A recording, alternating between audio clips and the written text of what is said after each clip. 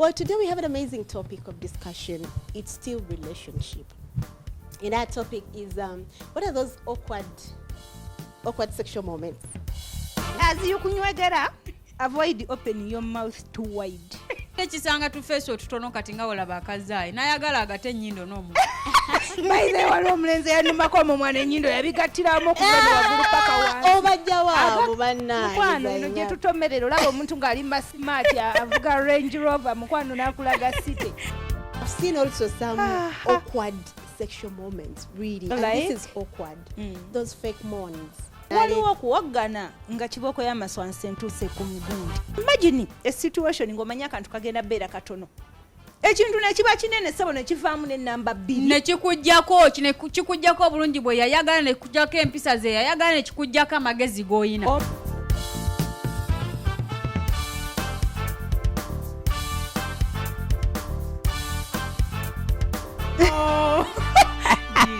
So guys, of late tubadde tuli ku issue ya fearing other men.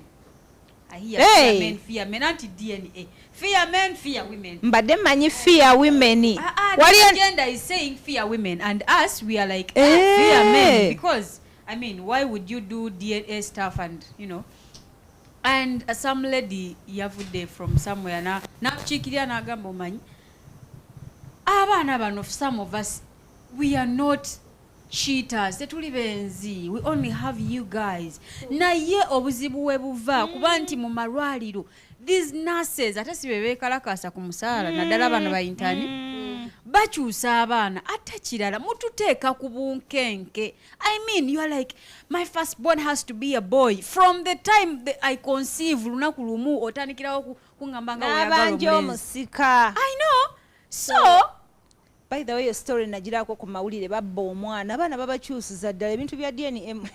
It's very weird that women are shifting the blame now.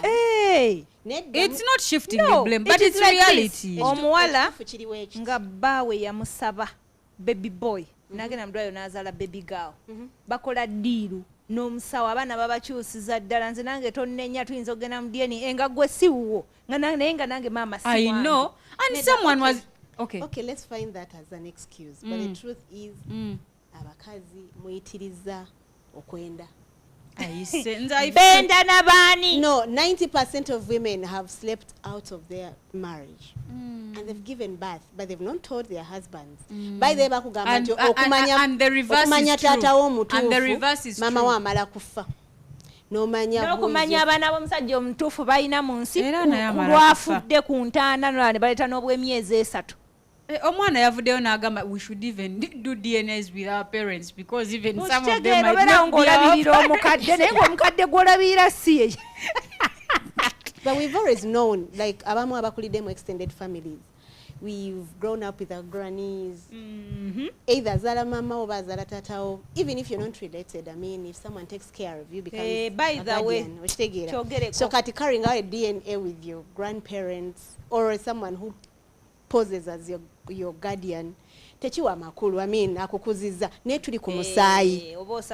Mama we yakera ku macha nakuzala n'agamba taatawo nti oli mwana we, and the guy takes care of you until you I don't know how many years you've grown, and then time comes, your real dad comes and claims for you because she has been getting money both sides.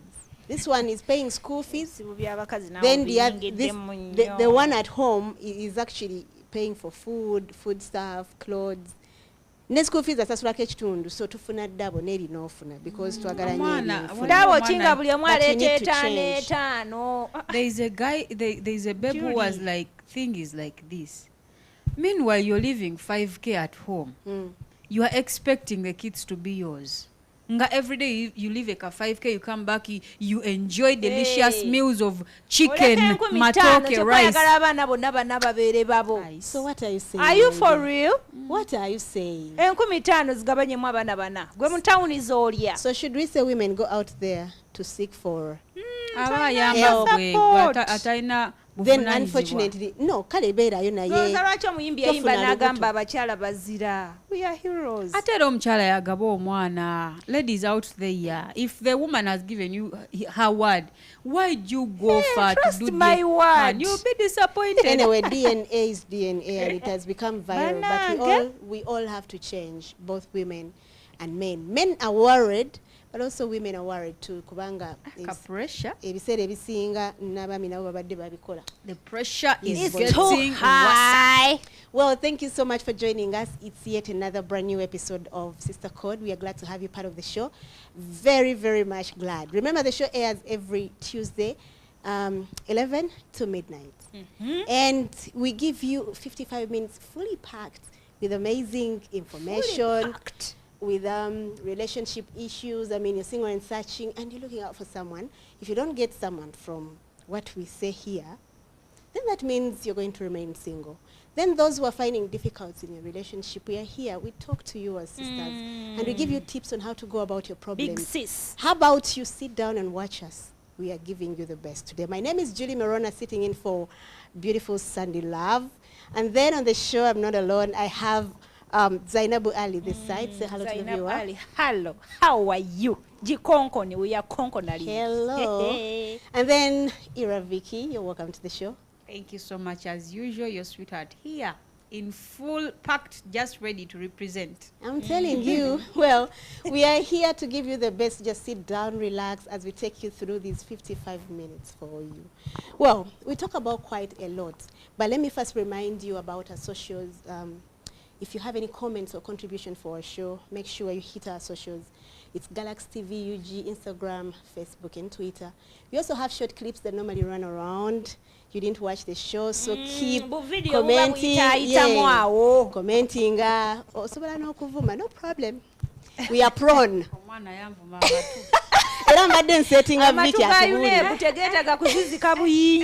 You are lucky.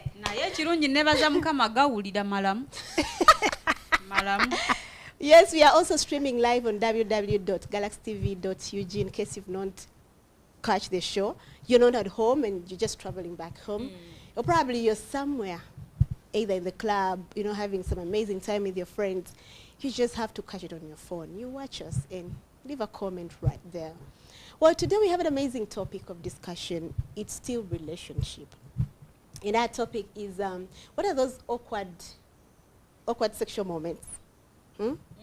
If I'm not mistaken. Yeah. We are now into what are the most awkward sexual moments. Bachita awkward. Oba kisinzira gye nasomera primary. No, because there is a sound it doesn't mean awkward. It's awkward. Awkward. Okimanyi abaana b'ennaku zino basoma sound. Basoma sound. Basoma sound. Makutumu abeerawo ng'akola homework n'agamba leta T goba omugambo leta T agamba no mami tukyasaidi. So they are going to have perfect pronunciations of words. Well, we are looking at those awkward sexual moments you've ever encountered. You might not have encountered, but you've seen them happen. Maybe with your ex. So I'm going to begin with the sisters. Let them take me through those awkward sexual moments they've encountered, they've experienced, they've had friends talk about. You get? What are some of those awkward moments? Kagambo chimpoza koluganda kategeeza ekyo awkward. Okay. Awkward ekintu ekiri ekye Vicky nyambako. Like anyway, nyezo butakivunula exactly nga awkward bwe kiri mu Luzungu n'ekiza mu Luganda, but twogera ndoza ku bintu ebyewunyisa. Ekintu ky'oyinza okukola mu butuufu ng'oluusi kiringa ekiswaza. Tekiringa kiba kiswaza. Ekintu ekiswaza naye ne weegumya bwegumya. Oba ekintu omuntu ekimumaking obutaba comfortable around you. Okay. Ate oluusi ne batya okwogera. Yes. Ekintu ekimu kye mmanyi kye nalabako kwe kuyisa. What do you mean okuyisa? Akwata katima yumi. Tuwadi wadondi wala. Kubanga madenge na mokole kwanga. Okukwata katima. omuntu n'ataswala n'akwatira ku katima mu maaso ga munne either muli mu kitebe mwereze oba you are on the bed tuwereze tuli mu romantic moment ebimere twamaze eddo bbiri abijuyisi tubinywedde kati waliwo ekikolwa kye tulinze ekiddako wallahi n'okwata katima really but I've seen I know this is farting is something I've seen in Africa as chibala bantu no chibinyo, but I've seen whites take that as something normal. I mean, you have to release. Ba whites.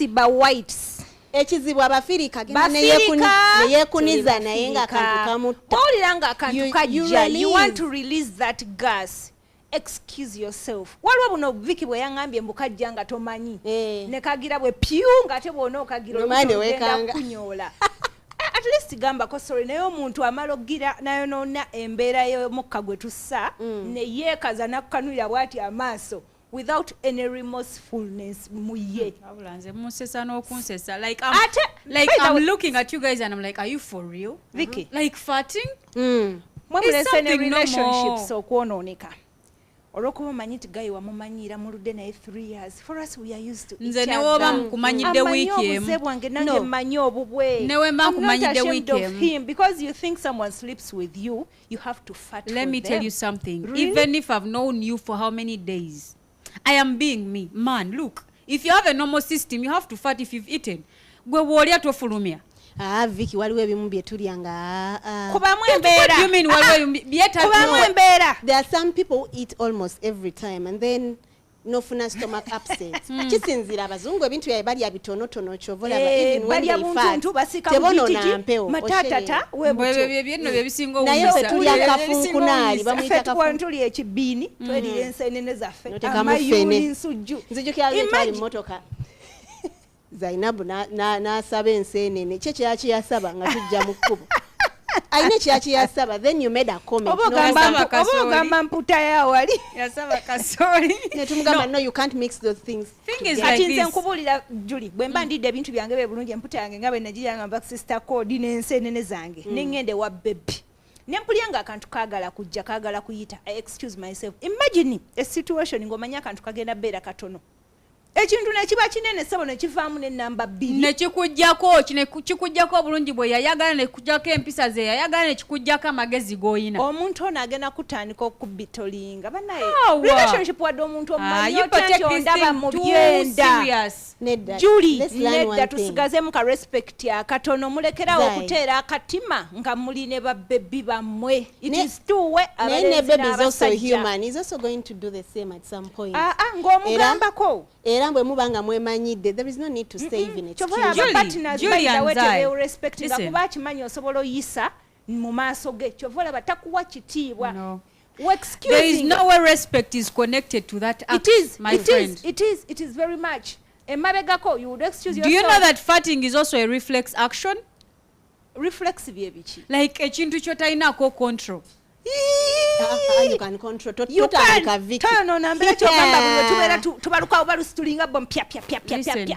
control it. Let me tell you something. You don't bargain with your stomach kati forming omuka ogulete kyetukola tukikola mu bukyama ekyokuba nti kakwate and then it goes back in the stomach. It's not right. If you feel like farting, you fart.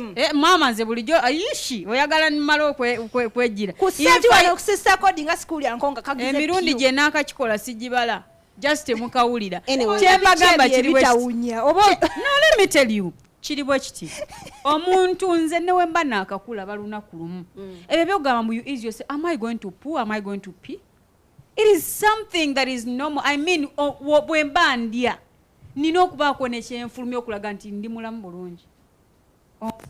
If you feel like you're not comfortable with it, you can tell me, you ease yourself, but me, by the way, nabasawo batu advising okutera akatima mbantu nobutakasiba like kabakaze situko ogende wali mu nsonda if you don't have ensonda obotambula kabakafulumye nadda olaba ekintu ekirala it's like having a partner and noyagala okweyasimula. Don't compare kweyasimula and farting. Excuse me, that is those are all acts which are awkward. There is okweyasimula noyeyasimula and mucus scatters all over. Have you done that? Unless you haven't covered yourself with your palm.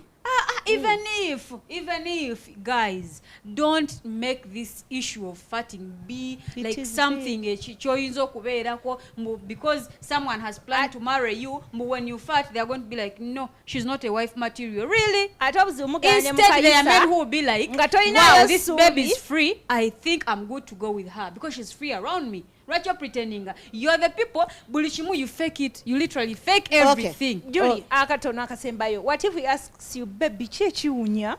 How do you respond? I'm like, really? Is that yes, cool? That's uncool. You shouldn't ask me. Of course, if we are two in the room, just know we kaba kaunya, it's one of us. You don't have to ask. Anyway, I've seen also some awkward sexual moments, really. Like? And this is awkward. Those fake moans. Omuntu n'abanga ali mu kikolwa n'atandika okubeera dramatic n'akola noise eya waggulu n'akola noise eya waggulu n'aleekaana nga moaning, like those moans, fake moans. Waliwo okuwaggana nga kiboko y'amaswansi entuuse ku mugundi. How do you do it? You're shouting because you're feeling pain or you're enjoying it. Thing is like this. I feel her point, Zai.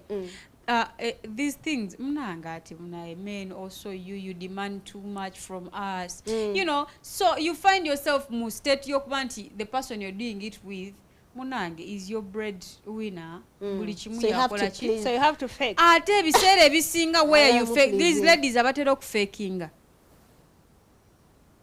Faking because ayagala making up feeling a vibe. Ayagala kulaga nti, yeah, you are man enough. Even them knowing you're not man enough. Ayagala mnanga akulaga nti mnaelemera kuki. But there is something that is too extra. They are doing it repetitively.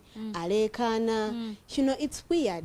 Nze nsubira n'abatakoze sound oba atalekanye nnyo naye asobola okunyumirwa naye waliwo n'aleekaana nga yenyumirwa ye ate yaga musajja agambe mutomanyi kuyimba national anthem waliwo n'aleekaana nga yenyumirwa ye yimbyo tensonga lwaki tuyiga awo mulumisizawo piro ate nga galimu akawoomera mukwata ku mumwa tuteekemu simanya newto bagiyita batya abantu abayiga okuyimba bakugamba yimba n'akawoowo for example, muntu amanyi okuyimba. For example, how? No, ngamba okuyimba kuno kwa bulijjo kwa musicians. Mbadde ngamba nti kamoni ompeemu kaawo katono. So sincerely, you can't just shout and be dramatic. I mean, that drama is not needed. But some people want it. By drama, what do you mean? Like just the shouting or the words zebako peri moguni mzi. Byonna it's a combination okulekana utademu drama, you're overdoing stuff. Running around the bed. You're overdoing. Ate we mugamba gwe kabaka, gwe katikiro, gwe sabazinga. Nkuwadde ekyapa sabazinga. Naye mukama. Zai tuleke. Landlord w'obulamu bwange. Kati abo mugamba atuke ku ntikko. No, I feel like that is good, but there is this. Whoa, like as if they are strangling you. Like as if kamanyumiza akabozi. Ng'abawagizi tebayimba. Naawe omusambi ogw'amaanyi. But you can still say those words politely or with a low tone. Kamanyumiza akabozi. Bali mu hostel eyo. Nga hostel it's mixed. Musulamu abalenzi n'abawala of course. Awe makerere. Naye nga abalenzi bagenda ne bafuna obuwala nga babujja wandege yaawo so tomanyi oba omuwala mujje ku street oba ki muba mwebase omanyi rooms zino ziba tezituuka bulungi ng'owulira ebifeeni dumu omu yaleeta omuwala mwebase. In fact we were forced to wake up, like I was sharing a room with my sister. Omuwala nga alekana nga akuba endulu wowe nzo ne ndowooza muno bali bamugoba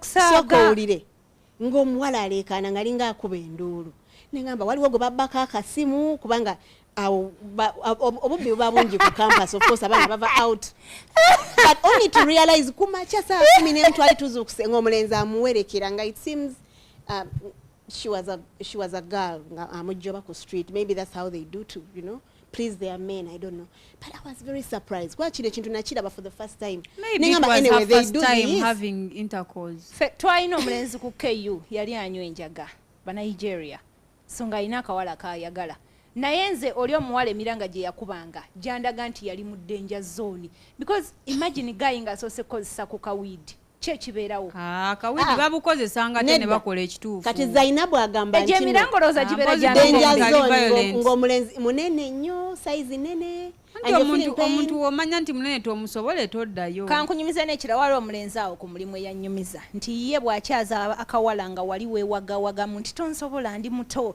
oli kaana kato kiyinza omanyi be n'akalaba mbu bwakuyingiza mu ruumu ye ayina akasonda eno sayidi azizikayo piro so n'obeera wano nga tolina woddukira like ye agira kukakasa sometimes gino emiranga gibeera gya ddala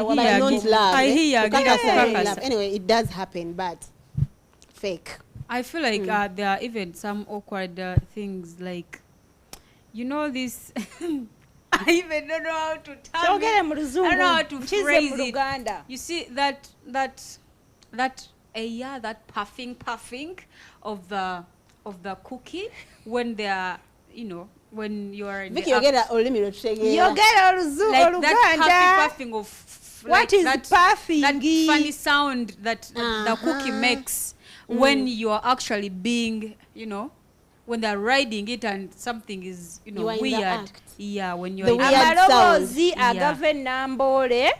I find it awkward though. Nakola muka research. I used to be there and the friends are like, oba wali waidi bichi, what? And naenga in my head I'm like, why is it that you can tell when you're wide though? When when something when is, you know, trying to penetrate there, you can feel like, yeah, it's too stretchy or it is a bit tight. So nenkola research it wasn't the case. Nenchizula nti I guess it was the posture that I was in when that act was being done. Position. Yeah, the position. Yeah. Kati sex position chesingo chikola. It sounds weird. Position chi leta gundi nabunya okuvama maloboza agali weird. Okay, like when you take the goats to graze. Kagoat. Yeah. And when you lay the goat on the side and you want to milk it maybe, you find that it, you know, makes that funny sound. And by the way nachizulanga in the process of the sound empewe bere yingira nyingi bichi otukana ekiseera nekukaza. It's very unfortunate that it's a weird sound, but that's what men want. I mean, some people want that sound. Do you know that sometimes it oversounds and it's like you're even farting from there? Nabo bachimanyi you're not farting. Na ye bo baba feeling that pleasure. Nedda, that sound comes anyway. Some girls in most cases they use men that are big. Maybe your size is a little big. Yes, and then the size increases. I mean, they are big themselves. So the man is big. Nansanga nganze mambi nekuma. Nga olinga virgin, right? So ekifecho it tends to okweyongerako size. Okuguuka nampugula nankuba nekiwuguuka lwokuba nti no gwe wali naye size yali nene nga amazima it's not a position. Nedda. Nga china kwe kyava kati abana abamu tebeepimira. Maybe of course I know about these new mothers nti olusi kiba happening ko we bagala okusala ekizadde. I got this. We bagala okusala ekizadde ebiseera ebisinga system nga tenaddawo mu nteeko. Buli kimu kiba scattered kiba aganaga. So sound eyinza okujja in that manner. Ne oba muli missionary eyinza okujja.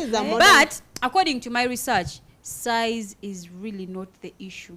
It depends because kati woyogera ku ekyokuba nti mukwano size issue ndi wamu let me explain nti wetwogera ku ekyokuba nti maybe the pounding stick is big enough and it's actually getting in that open place. There won't be an allowance. Wagenda beerawo space y'okuyingiza ogwo omukka. I feel like it makes the noise more when the pounding stick is small in size. Eguba munene ne gukugaziya aiswaya empewe kuyingira ne fulumo beera mu bantu n'obwatuka. In fact no batogenze mu kikora so no beera oli mbibyo mu field bwe pia no bwatuka. Anyway, as we wind up There is something. Are we winding up? No, as we wind up our first segment, there is something I've noticed about girls. These modern mothers have tried to use everything possible to make sure they go back in their shape. Forward things there. So as long as they go back to their shape, abamu batula ne mu soda simanyi biki nti amazima ekyokuzaala tekiriiko Vicky. Abaana bamanyi ebintu, abaana bamanyi eddagala. So they've always used different things to make sure they take care of themselves. They take care of themselves. Who is going to have you that wide? To be honest, because you work on it. I once had an argument with people. The men are like, the woman is complaining, the guy is small, and the guy is like, you're also wide. You're also wide. So which is which? Which is like which? you're wide, I'm big, you're small. You know. As we want to take a break, what are your last remarks about our topic of discussion? The most weird sexual moment. Nga tumaliriza ebiswaza. Ebyo ebiswaza. Banange tubyogereko nga tuli ne bapatinazi baffe bibaawo naye sobola okukimugamba. For example, mulimu abantu abanywegera naye nga bayiwa amalusu mangi n'agakuyire n'agamu n'ogayozaayo n'angalo nga avulubanyibwa bw'ati. You can talk to them. Okay, I think that is going to come in our second segment, yes. Right? Vicky, what are your last remarks? My last remarks, because by the limited time, or we don't manage to exhaust everything. I feel like being able to be awkward, but it is part of us. It has happened. It has happened. It is part of us. Mu butuufu nga newe kiba kiguddewo teweekomerera nnyo ogambe maama nze bana nabadde kyokka ndi awo ne kampitamu akakka. Mukwano, it's okay. Fat when you feel you want to. If someone truly loves you nga n'abeerawo, that fatting doesn't stop them from loving you. True. Yeah. Well, there is something that I've also noticed. People who take alcohol. You go out there, have fun, and then come back home, you want to have some. Live that moment with your girlfriend or boyfriend, and then unfortunately, someone pukes. Nazaka balance naddala mu abanywa ku amazima, it turns you off. Panene mbamba ngenda kuwa ebyalo nkomaawo. Jukira ebintu bino ebifuluma nabyo biba ne smell. I mean, they stink.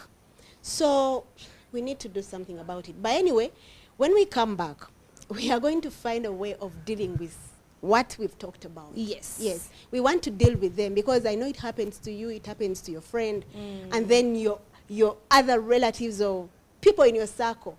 But how do they deal with such weird sexual moments? We are going to take a breather. We'll be back shortly.